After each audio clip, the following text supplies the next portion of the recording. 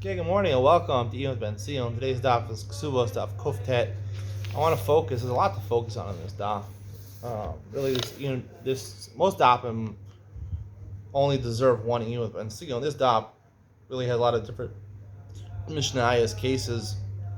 Deserves a couple of Iyun Benzions, but I only give one Iyun Benzion a day because I have to give another 5 shiurim after this. And then I have to make short videos in the afternoon. So I have a busy schedule today. So let's start from the first shiur that I would probably want to give on this daf. Kuf Tet Amid Aleph on the top.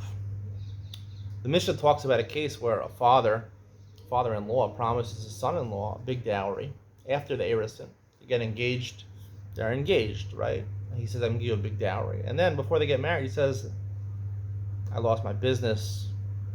I can't pay up. The chassan says, hey, give me my money. I'm not marrying your daughter. You think I marry your daughter because I like her looks? Because I like her midos? No, I'm doing it for the dowry, for that apartment. How am I gonna live in Kola, learn in Kola for the rest of my life? I need that money. I need that apartment. I want to pay rent for it. I can't pay rent for my life. How am I gonna live on my Kola check? 1,000 shekel from the mirror. It's not gonna work. I'm not getting married to your daughter. I'm doing it only for the money. That's why I married your daughter. You didn't know that I only married your daughter for the money, right? It doesn't matter if your daughter was a plant. I would marry the plant if you gave me the money. But now you're not giving me the money. I'm not marrying the plant. Your daughter, the plant, doesn't make it the joke. But this is true. It's a matter of fact. A lot of people do marry just for the money. So, what should she do? So Admon says, well, Chum say she's stuck.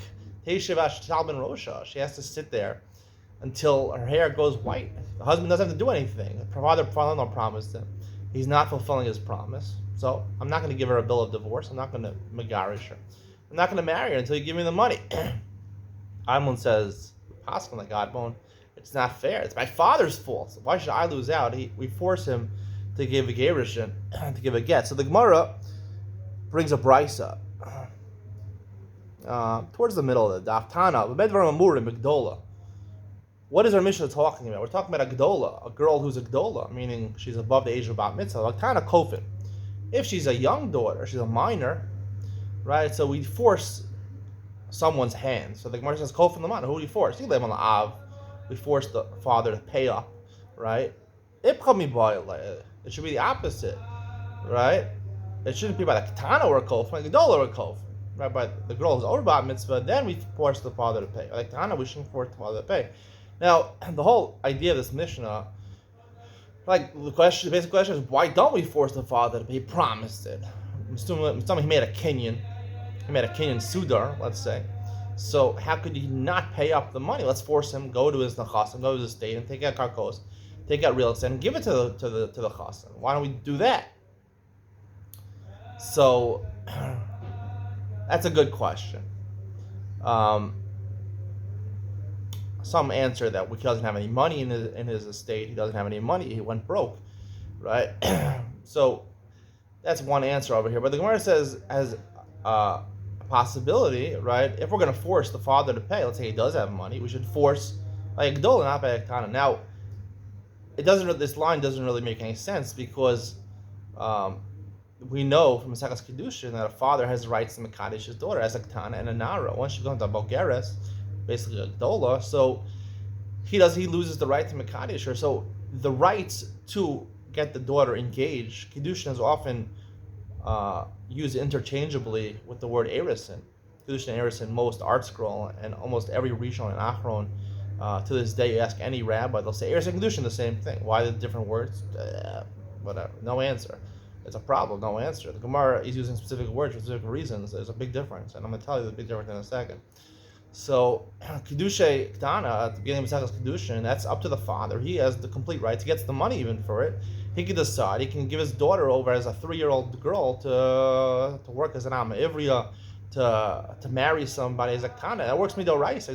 Midoraisa.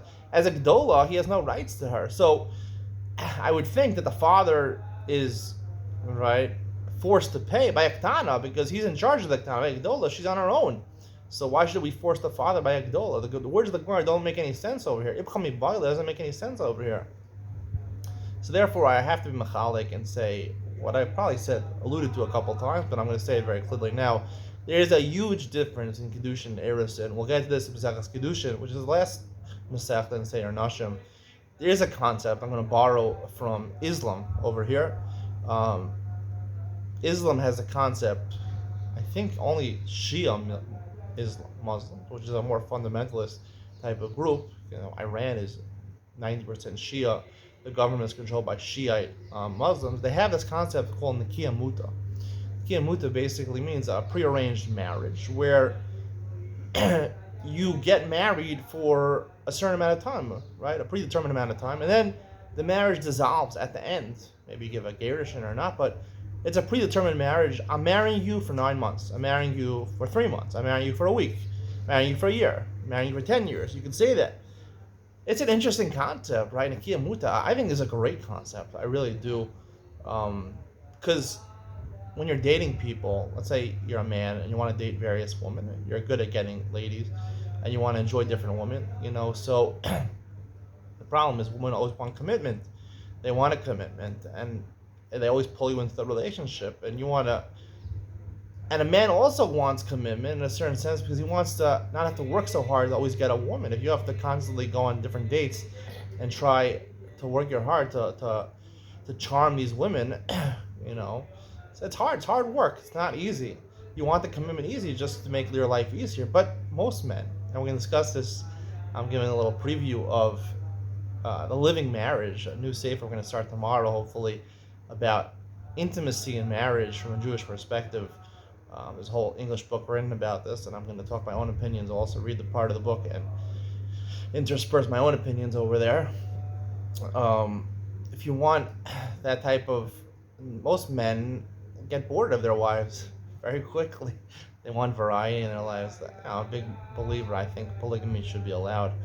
If you can handle it. Most people can handle even one wife. If you can handle more than one wife, it should be allowed because, what is there to live for? That's what you're living for women. And if you get sick of your wife, which almost every man probably does after a couple of months, you have to have some variety. Doesn't mean you want to get rid of your wife. You need variety in your life. So the Nikiya Muta solves this problem. It gives you that commitment. We're married for 9 months, let's say, a year. And then it dissolves. It's over. And you both agreed that it's over after a while. So that's what Kedushin is. Kedushin is not what we think, just getting engaged. When we talk about now getting engaged, that's colloquially getting engaged. So getting engaged, right? You plan to get married together forever, Nisuin, until death do us part. That's Nisuin. Erusin is the first step to Nisuin. And therefore, when it comes to Erusin, right, when you're engaged, a girl who's a father has no rights to the Erusin of a Tanakh girl. Kedushin, yes, because the whole parsha is really by Amma Ivriya, whereas Makadesh he gives his daughter not just to be a wife, but also to be a slave to another man. He could even marry her, give it to her son to marry. That's Nikiya Muta. Kedushin Nikiya Muta. We'll get to that. Erusin, what we're talking about now, this Masechtas school, we're talking about Erusin, there's doing a full-fledged marriage, which also is a good thing. Maybe if you really like a woman, to be married to her forever. Not saying you shouldn't have other wives, but you should have Erusin, which is basically you're engaged, she's your fiance, and then you get married at a later date. So here we're talking about after the Erusin over here. So when it comes to Erusin, so Kiddush Ektana, right, or Erusin of Ektana is Derabanan. If the mother or brother marries off, it's Derabanan. And maybe even if the father marries off, it's Derabanan. He's only entitled to Kiddushin. Erusin is not entitled to over there. So when it comes to a Gdola, she's a mature woman, she's getting married off. There's more of a chance that they're going to get married, right? The Ektana is not going to back out. So then the father, when he says his words, he makes a kinyan, or he says he says I'm going to give a certain dowry. So he means his words. So therefore, we should be kol for him by Ektana, which is not a real marriage. Maybe it's only Derabanan, even if the father, arranges the Erusin. So therefore, there's no real commitment on the part of the father, and therefore, like the Gemara says, he shouldn't be forced to pay up. That's my explanation of the Gemara. I hope you enjoyed. We'll talk more about this going forward. I'm sure everyone wants to talk more about this going forward. See you in the next one.